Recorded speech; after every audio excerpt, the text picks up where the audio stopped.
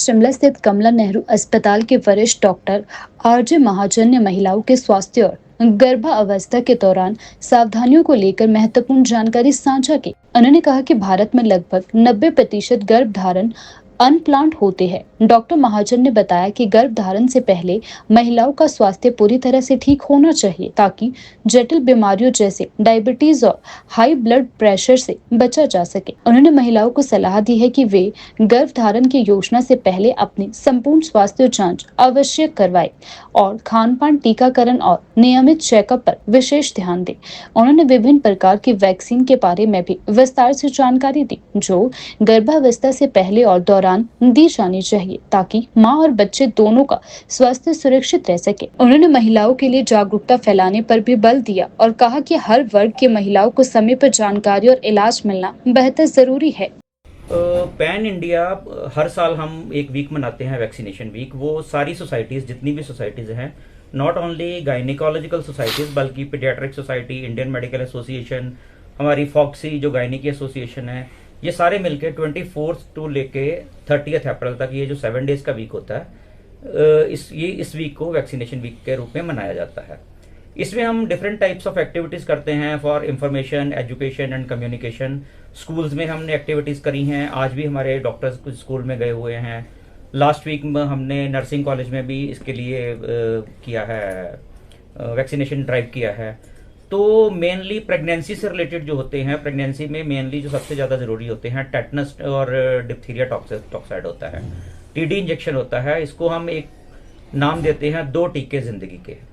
2 टीके ज़िंदगी के मतलब कि प्रेगनेंसी में टेटनस और ये जो टीडी का इंजेक्शन होता है, कम से कम 2 इंजेक्शन लगते हैं हर प्रेगनेंसी में। अगर दूसरी प्रेगनेंसी विदिन 3 ईयर्स हो जाती है तो सिर्फ एक ही वैक्सीन लगता है, बूस्टर डोज जिसको हम बोलते हैं।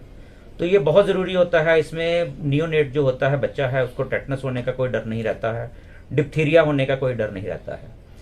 दूसरा, अगर प्रेगनेंसी में कोई और प्रॉब्लम हो तो उसकी वैक्सीनेशन भी, काफ़ी वैक्सीनेशन हैं जो प्रेगनेंसी में सेफ होती हैं, तो उनकी अलग अलग कैटेगरीज होती हैं। कुछ प्रेगनेंसी में सेफ होती हैं, कुछ हमें प्रेगनेंसी के एंड तक हमें वेट करना पड़ता है। दूसरा, आजकल जो हमारा ज़्यादा ड्राइव आया हुआ है वो है सर्वाइकल कैंसर वैक्सीनेशन पे, क्योंकि सर्वाइकल कैंसर जो है वो हर साल इंडिया में 6 लाख नए पेशेंट्स आते हैं। अब तो 6 लाख, 6.5 लाख के आसपास हो गए हैं।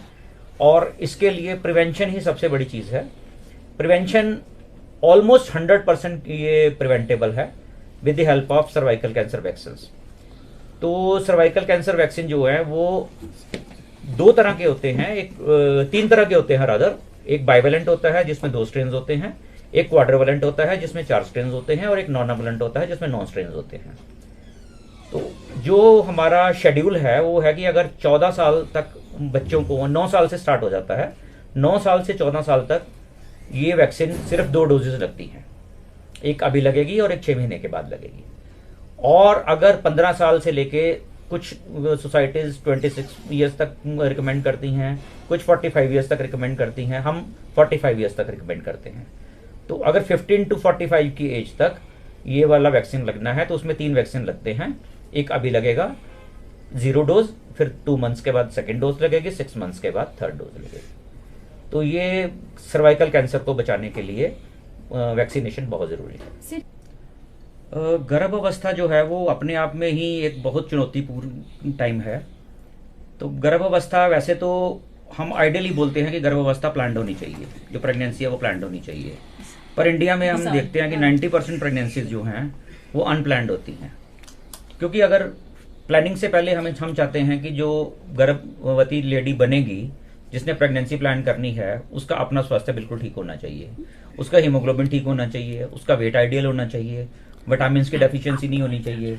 और कुछ दवाइयाँ ऐसी होती हैं जैसे फॉलिक एसिड वगैरह, जिसको हम रिकमेंड करते हैं कि कम से कम प्रेगनेंसी प्लान करने से 3 महीने पहले लें, जिसके कारण कोई जन्मजात नुक्स होते हैं वो ना हो। सबसे पहले तो ये है। दूसरा, आजकल कुछ लेट प्रेगनेंसीज हो रही हैं, लोग वर्किंग हैं, प्रेगनेंसी लेट प्लान करते हैं, शहरों में ये प्रॉब्लम ज़्यादा है। तो उसमें कई बार लेट प्रेगनेंसी में जो एज रिलेटेड प्रॉब्लम्स होती हैं, जैसे कईयों को ब्लड प्रेशर होता है या डायबिटिक हो जाते हैं या प्रेगनेंसीज लेट होती हैं, तो उनके लिए हम ये बोलते हैं कि कम से कम आप अपनी जो भी बीमारी है उसको पहले आइडियल ट्रीटमेंट उसका स्टार्ट करो और आप अपना बीपी शुगर उस लेवल पे ले आओ, ताकि वो प्रेगनेंसी में, क्योंकि प्रेगनेंसी में ब्लड प्रेशर भी बढ़ने के चांसेस होते हैं, शुगर भी बढ़ने के चांसेस होते हैं। अगर पहले ही ये प्रॉब्लम्स हैं तो कम से कम उनको ऑप्टिमाइज करके ही प्रेगनेंसी प्लान करनी चाहिए।